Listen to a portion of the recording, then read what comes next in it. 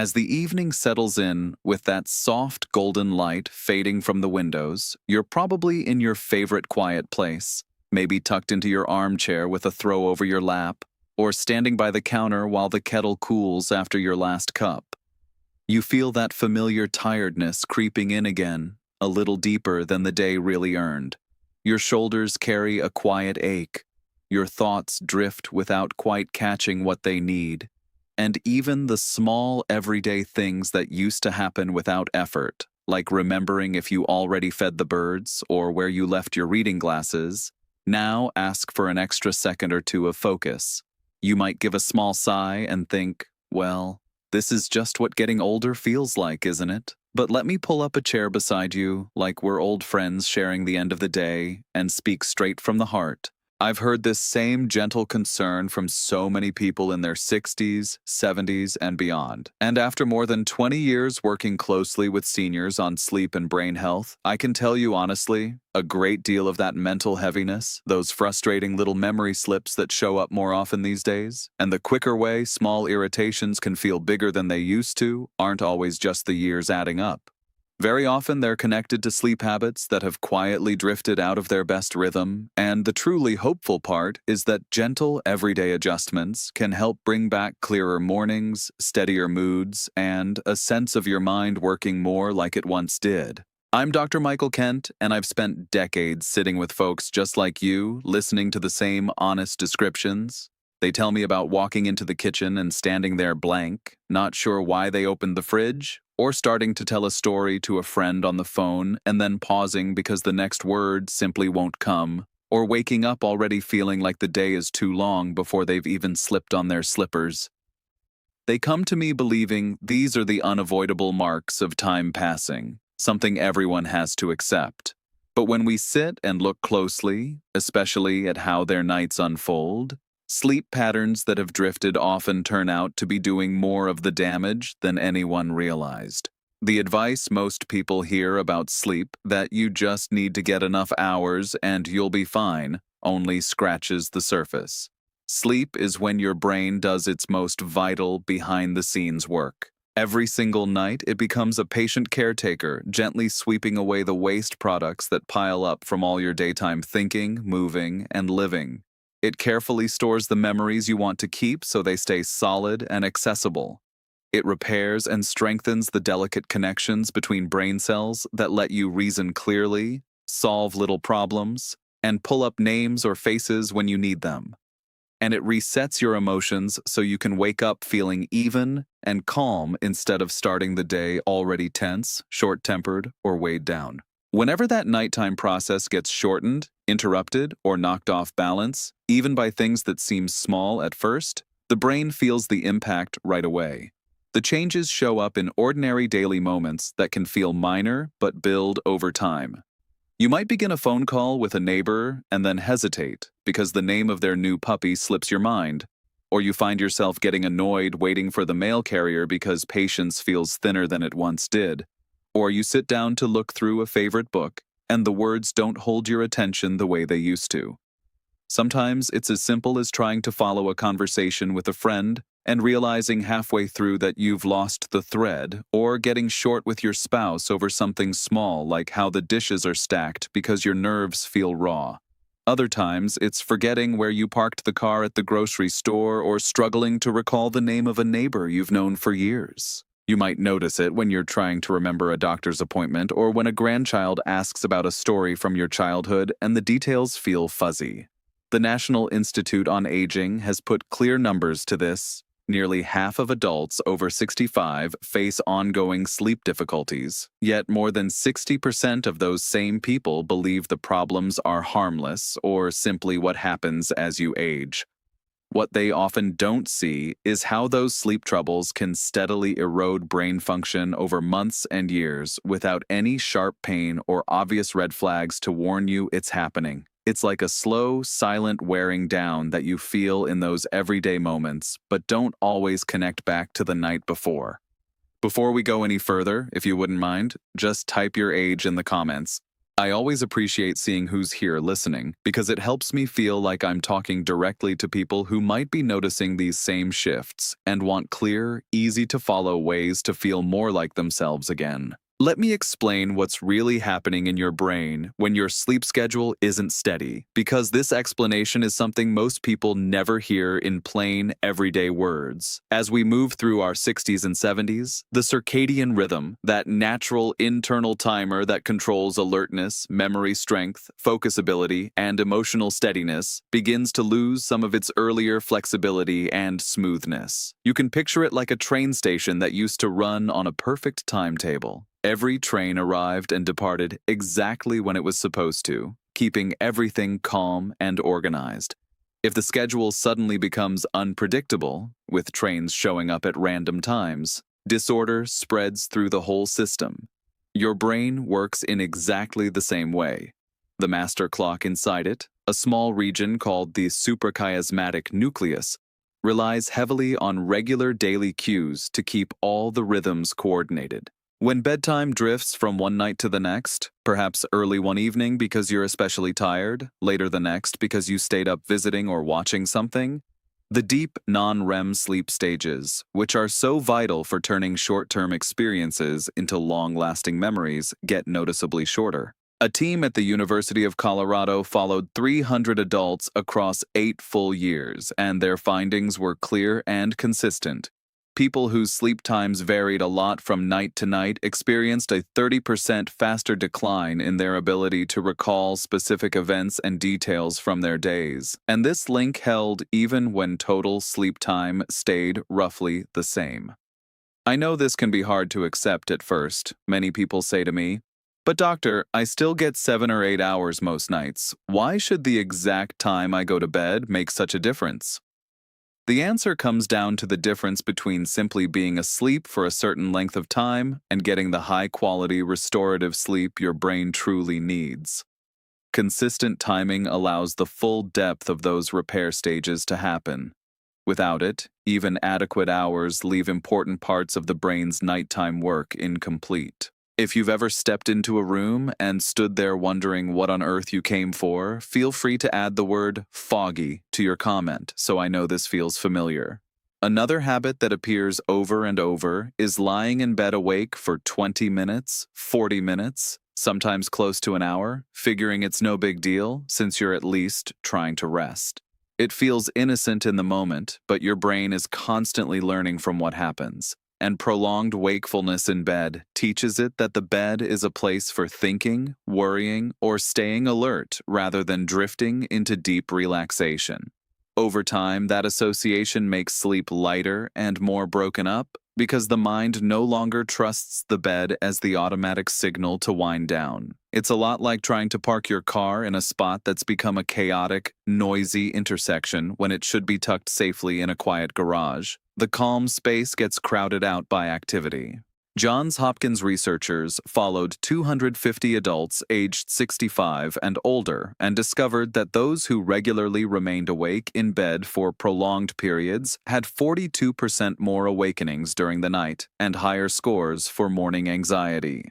That ongoing pattern quietly contributes to feeling mentally cloudy during the day, getting irritated more quickly over small things, and sometimes developing a new sense of unease or nervousness that feels strange because it wasn't part of your usual way of being. Going to bed much earlier than needed, say 7 or 8 in the evening, because it seems like the sensible choice to guarantee plenty of rest, surprises almost everyone when I point it out. It makes sense on paper, but the brain actually requires a sufficient number of wakeful hours during the day to generate sleep pressure, that healthy buildup of tiredness that helps you drop into the deeper, more healing parts of sleep. When bedtime arrives too soon, both deep slow-wave sleep and REM sleep with its dreaming phases end up shortened, which directly weakens how well memories get stored and how steadily emotions stay regulated. Imagine your brain during waking hours as a sponge soaking up everything you see, hear, and do. If it hasn't had enough time to take in that daytime water, it can't fully squeeze itself clean and refreshed at night. University of Michigan researchers examined older adults who chose very early bedtimes and found their REM periods were 20% briefer, even though they stayed in bed 9 or 10 hours altogether. That shortened REM can closely resemble the early signs of thinking slowing down, yet in many cases the brain itself remains healthy, and getting the wake-sleep balance right reverses the pattern. Light coming in during the night, even faint amounts from a hallway fixture left on, a phone screen glowing while charging, or a television left on low, catches nearly everyone off guard. It tells your brain it's not truly dark yet and holds back the release of melatonin, the natural hormone that guards brain cells and helps launch the deepest, most repairing sleep phases. You might picture the nighttime brain as a factory that needs complete darkness to run its cleanup crew efficiently. Any light keeps parts of the system working when they should be off, so waste piles up longer. Stanford investigators tested the impact on adults 65 and older and saw that even modest amounts of light at night dropped melatonin levels by 50%, resulting in shallower sleep overall and less effective memory building the next day. People tend to downplay this one because the damage accumulates so slowly and doesn't announce itself with immediate discomfort, but it quietly adds to the overall burden. Using sleep medications regularly over a long period rounds out the common habits. These can provide welcome relief for short stretches when sleep is particularly difficult, but when used nightly across many months or years, a number of them dampen the very deep non-REM and REM stages the brain depends on for processing what you've learned, clearing out harmful buildup, and maintaining emotional equilibrium. A study published in JAMA Neurology examined seniors taking benzodiazepine sleep aids consistently for more than 6 months and noted a 23% reduction in slow-wave sleep, the particular stage responsible for washing away proteins like beta-amyloid associated with cognitive risks. Even when the person feels they've slept enough, the brain misses out on full nighttime maintenance, leaving small gaps that accumulate over time. The good news that keeps coming through in all of this is that none of these habits lock in irreversible harm. Brains retain impressive resilience well into the 60s, 70s, and even later, and meaningful recovery often follows when conditions improve. Awareness paired with small, consistent adjustments makes the difference, not fear. To make this feel more real, let me tell you about 2 people I've worked with closely. Margaret was 72 when she first came to see me. She sat across from me feeling both frustrated and frightened. She described how her mind seemed to be slipping away day by day, walking into rooms only to forget her purpose there, groping for ordinary words that used to flow without thought, noticing memory lapses pop up regularly in conversations or while running errands. She believed she was getting 8 solid hours of sleep each night, but as we talked further, she explained that her bedtime varied quite a bit, sometimes starting at 9, other nights closer to 11, depending on how the evening unfolded, and she frequently spent a full hour lying awake with her mind spinning through worries or replaying the day's events. Together, we introduced the REST protocol, a clear, phased plan I'll describe in detail shortly. Within 6 weeks, she returned with noticeable excitement in her voice. She said her mornings had transformed. She now felt roughly 80% clear and alert upon waking instead of the 40% she had grown used to. Nighttime awakenings fell from 4 or 5 episodes down to just 1 or 2. The anxiety that had begun shadowing her days eased considerably, and she regained a sense of trust in her own thinking. Memory wasn't suddenly perfect, but her brain felt nourished and rested for the first time in a long while. Looking me in the eye, she said quietly, "I was convinced I was losing my mind for good, but it turned out my brain had just been running on empty without the right kind of rest." Harold was 68 and had adopted the habit of retiring very early, around 7 most evenings, because he thought extra time in bed would protect his health. Unfortunately, he would wake around 3 in the morning, completely alert, and remain unable to fall back asleep for hours. Testing showed a mild dip in his short-term recall ability, and he had depended on a low-dose sleep medication for several years. we focused on establishing a fixed wake-up time every morning, reducing any sources of light after dark, and gradually shifting bedtime later in small increments. After 8 weeks, his deep sleep had risen by 35% based on the wearable tracker he used. His word recall score climbed from 15 out of 20 to 19 out of 20. The persistent morning haze cleared away completely, and his daily mood became far more consistent without the emotional roller coaster he'd experienced before. The rest protocol successfully realigned his natural repair rhythms, and he expressed genuine surprise at how much lighter and more capable he felt overall. Stories like Margaret's and Harold's aren't unusual at all. Hundreds of older adults I've worked with show clear, measurable progress in thinking, mood, and daily energy when their sleep habits get realigned. The approach that has guided so many of these improvements is something I call the REST protocol: rhythm, education, stimulus control, and timing. Let me walk you through it slowly and practically so you can see how it fits into your own routine. The very first piece is anchoring your wake-up time.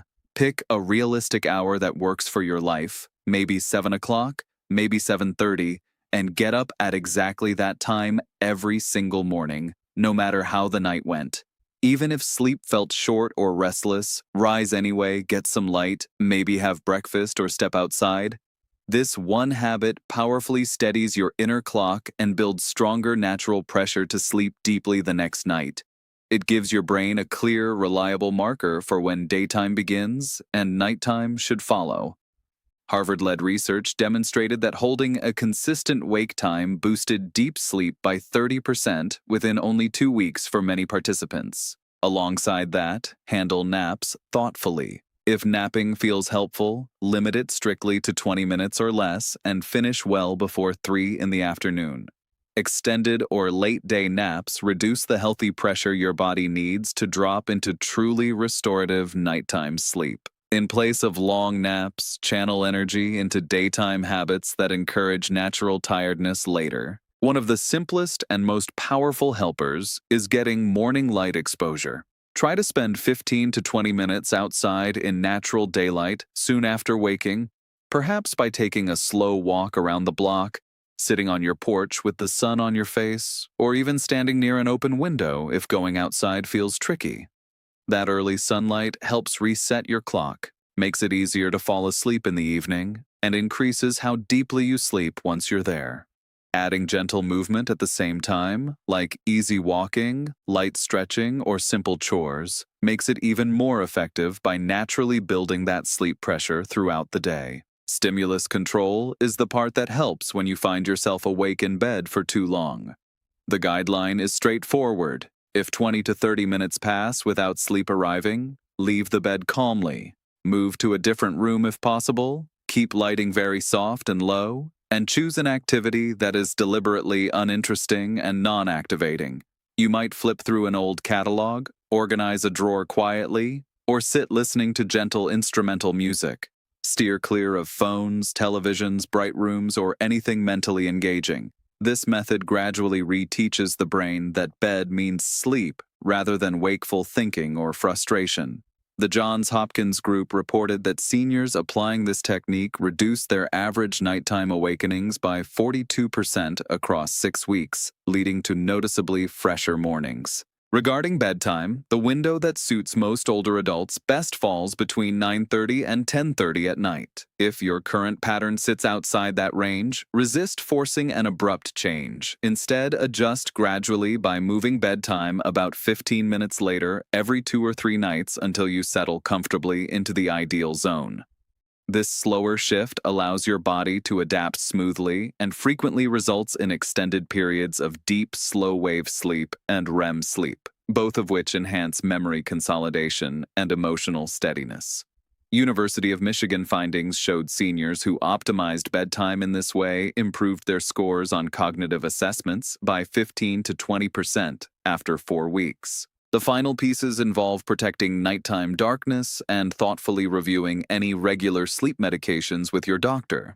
After sunset, switch to dim, warm-colored lighting rather than harsh overheads. Position electronic devices screen down or in another room, and turn off televisions well ahead of bedtime. Preserving natural melatonin flow supports deeper sleep stages and more effective overnight brain cleanup. If sleep aids are part of your routine, discuss with your physician whether continuing them remains appropriate or if alternatives might better align with long-term brain health. Small refinements in this area often yield outsized improvements. When you follow the rest protocol consistently, the benefits tend to unfold in stages that feel motivating and sustainable. During the initial week, sleep often grows subtly deeper, middle-of-the-night awakenings decrease in number, and mornings bring a faint but welcome increase in mental brightness. By the second week, most people fall asleep more quickly after getting into bed, overall anxiety levels dip slightly, and daytime alertness begins to feel more reliable. In weeks 3 and 4, the gains become easier to notice. Recalled details surface more readily, focus holds steadier during reading or talking with others, memory for recent events strengthens, and emotional responses feel calmer and less reactive. From week 4 onward, the deep and REM phases settle into a dependable rhythm. Reliance on daytime naps diminishes, and a broader sense of cognitive clarity returns, making ordinary activities feel smoother and less effortful. The process resembles a gentle yet profound reset for the brain, starting quietly but building into a meaningful restoration of sharpness once consistent rhythms take hold.